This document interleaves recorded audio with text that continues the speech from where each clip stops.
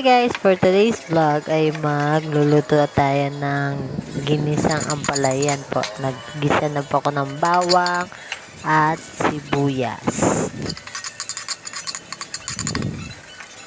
And then isunod na po natin yung kamatis. Halo-haluin lang po.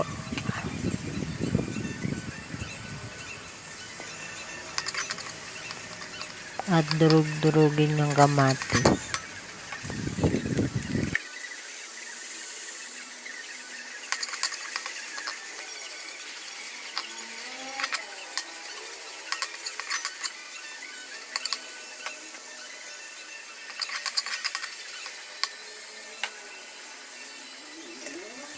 At isunod na po natin ang ampalaya.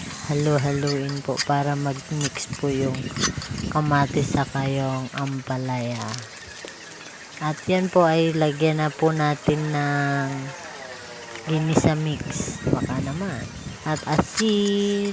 At haluin po para mag-mix yung mga lasang nilagay natin.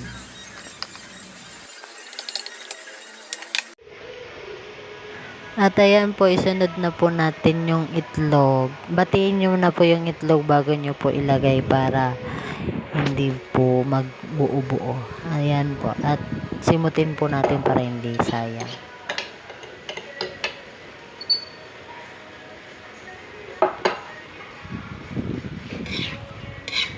At ayan po, halo-haluin lang po hanggang mag-mix yung itlog na nilagay natin sa gulay.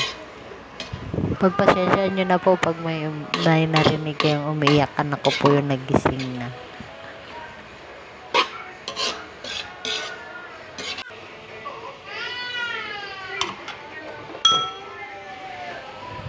At ayan po, tikman po natin kung tama na sa lasa.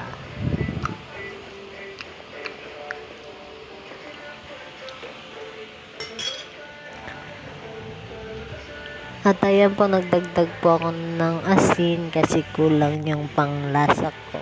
Kulang pa sa panlasa ko. Pwede rin po patis ang ilagay nyo. Depende po sa inyo kung anong gusto nyo ilagay na pampalasa.